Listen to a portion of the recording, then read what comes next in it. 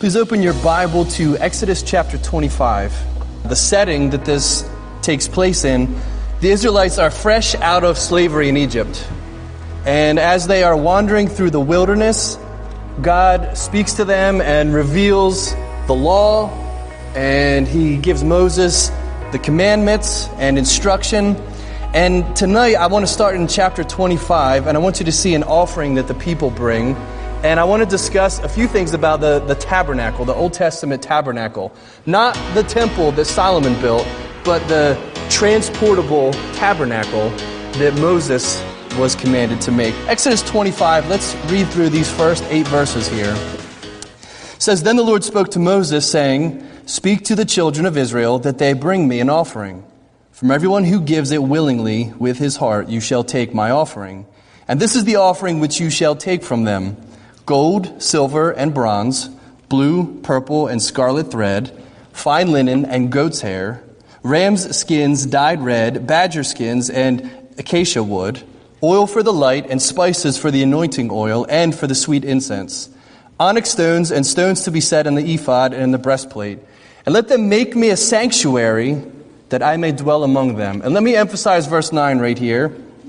"According to all that I show you," that is, the pattern of the tabernacle and the pattern of all its furnishings, "just so you shall make it."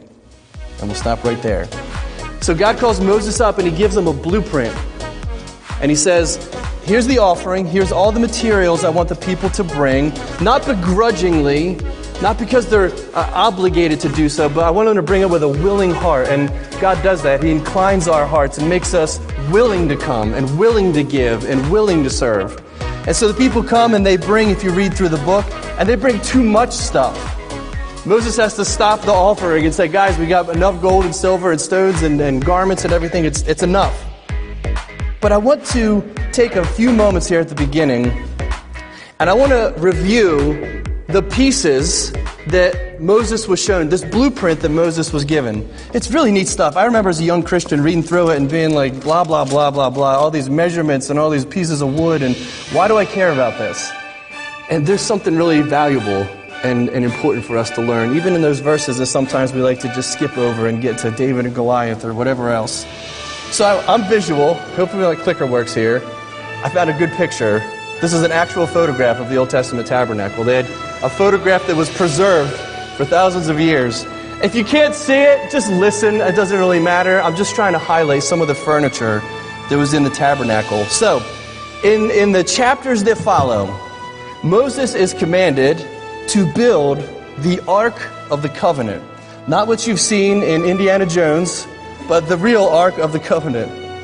This was a wooden chest overlaid with gold, and it had 4 rings attached to it so it could be carried on poles. They were not allowed to carry it by hand. They were not allowed to carry it in a cart. You might remember when one of the servants was struck dead because he touched the ark. On top of the ark was the mercy seat, which received the blood sprinkled on the Day of Atonement. It was overshadowed by 2 angels whose wings stretched out to cover it. The angels were made of gold that was beaten into shape with a hammer. And inside the ark, you might remember from the book of Hebrews, were 3 things: the tables of the law, a pot of manna, and Aaron's staff that budded. So make the ark. You can read all the dimensions and the details about that. Moses was given a pattern for the lampstand. It was made of pure gold, and it had 6 side branches and 1 main shaft. The branches were decorated with ornamental knobs and golden flowers. It was lit to provide light inside the tabernacle as the priests performed their duties. I wish I could have seen this. It had to be this amazing scene entering into the sanctuary and seeing all these different pieces.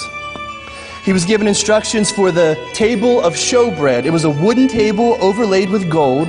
It also had 4 rings so it could be carried with poles. It had a molded gold frame all around it, and it included dishes, pans, pitchers, and bowls, all made of pure gold. It was used to display 12 freshly baked loaves of bread, which represented God's fellowship with the tribes of Israel. You went into the sanctuary, and there's a table with warm bread. God wants to dwell among His people. almost as if he wants to sit down and eat a meal. There's always fresh bread on the showbread table.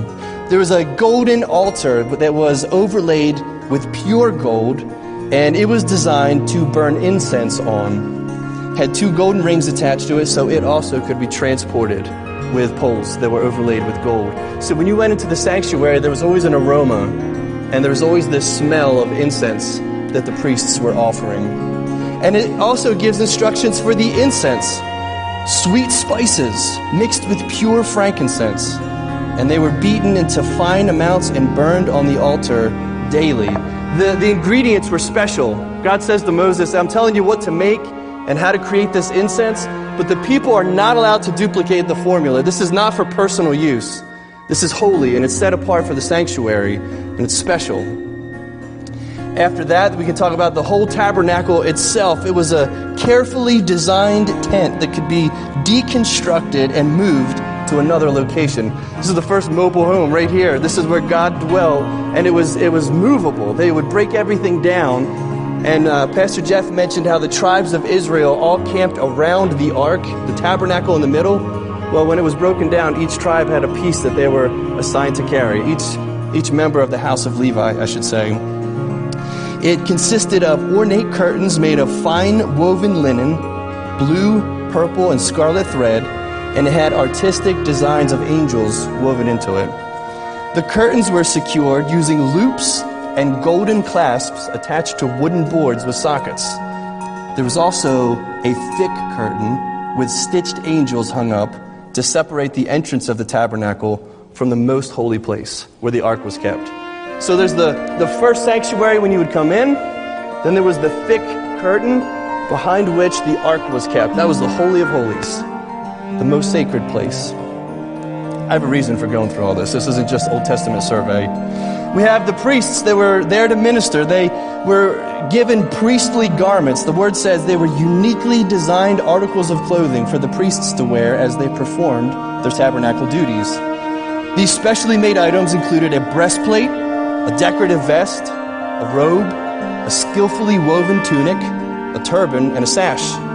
All the garments consisted of various materials such as gold, blue, purple, and scarlet thread, fine woven linen, and various precious stones and golden chains.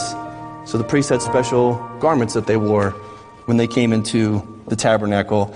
And also they were anointed with a holy anointing oil made of liquid myrrh, sweet-smelling cinnamon, sweet-smelling cane, and olive oil.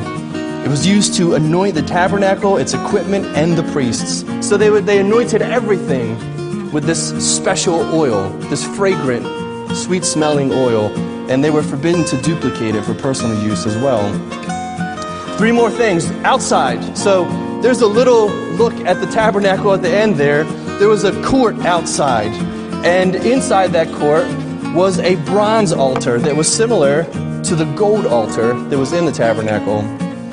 This bronze altar was made to receive burnt sacrifice. It had pans, shovels, basins, forks, and fire pans, and everything was made of bronze on this altar. There was a bronze laver, a basin that held water for the priests to wash their hands and feet in before they entered the tabernacle. I think I skipped one right there. So the priests had to put on these special garments. They were anointed with this special oil. They had to wash their hands and wash their feet, and then they would enter into the tabernacle and they would burn the incense, right? You can see how God's got this designed way for them to approach Him and worship Him.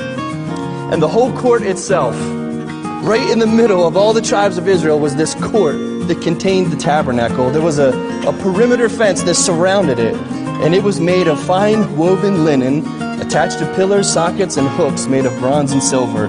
The gate, if you notice on the one end here, is colored because it was made of blue, purple, and scarlet thread and fine woven linen. Okay, that's a summary of those few chapters in Exodus. God gave them specific, detailed instructions on how to make this thing. And I want you to notice that the Israelites were not given the freedom to make whatever kind of tabernacle they wanted. God did not say, I want you to make a place of worship. Whatever you think is fine. Just come up with your best and that's okay with me. No, God says, this is how I want it. Every item in this tabernacle was designed by God. passed on to Moses and the Israelites to create. It originated in the mind of God. And 4 times in these chapters in Exodus, it's repeated, Moses, make everything according to the pattern that was shown to you. God reminds him as he's going through all this, pay attention to the details, pay attention to the measurements, be specific with these instructions, do everything according to the pattern that was shown. I'll get rid of that. So God expressed his desire for Hebrew worship in really detailed terms. I just gave you the paraphrased version of all those items. The instructions were given to them down to the very sockets that join the boards together. I remember reading it in the King James Version. It's talking about tenons that were joined to clasps and hooks, and I can't even visualize this as I'm reading through it, but God was very detailed down to the smallest pieces on how they were to make it. These instructions were a blessing from God. And what I mean is, God revealed his mind to his people. He made his thoughts known. Think about this. The false gods of the heathen, they were worshipped in darkness and in ignorance. They were worshipped in fear. But the God of the Hebrews clearly reveals what he wants his people to do.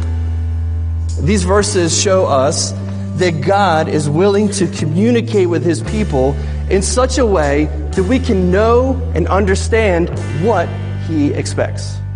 They knew what kind of tabernacle to build. They knew just what to do. They're not told in mysterious, vague, dark terms. It's just plain, simple instruction. Moses comes up on the mountain. God says, here's the blueprint. And I want you to go, and I want you to make it.